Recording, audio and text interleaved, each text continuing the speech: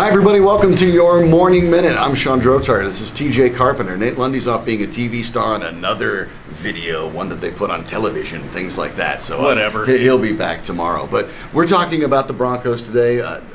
They get ready for a Dallas Cowboys team, TJ, that quite frankly is essentially better than them in most aspects of the game.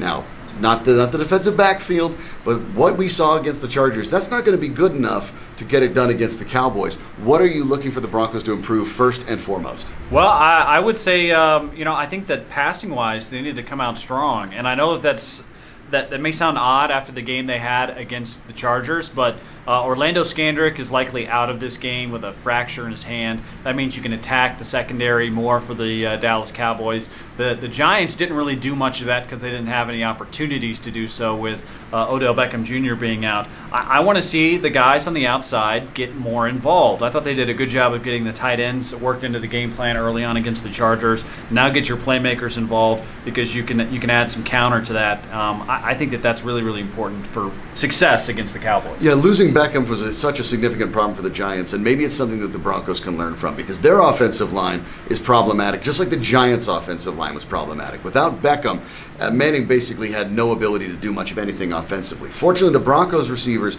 are healthy, and I think that's an interesting way to approach it. But the Cowboys do actually present an interesting threat for the Broncos, even in the passing game, even though they don't have a Melvin Ingram or a Joey Bosa. Yeah, look, there's a lot that they have going for them. And I know everybody's going to look at Des Bryant and say he's the number one target because he is.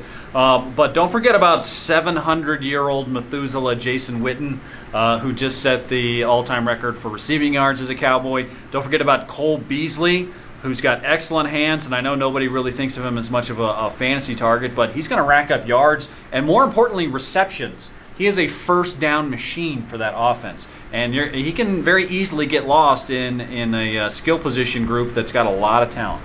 For the Broncos, obviously they did a nice job containing the run. They did a good job against Melvin Gordon. The Broncos, when they had the lead especially, basically chased San Diego away from the run, knowing that this game is probably going to be tighter throughout.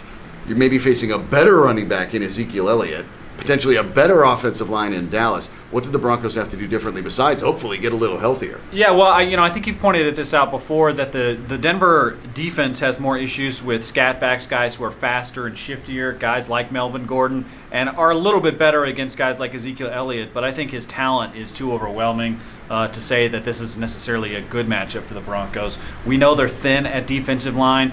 They cannot afford an injury because if they have one, Ezekiel Elliott is going to run all over them all day long. Well, they had a good performance from Adam Gotsis. They'll need another one. We were going to touch on the Rockies, who won their 6th straight. Carlos Gonzalez with 2 home runs.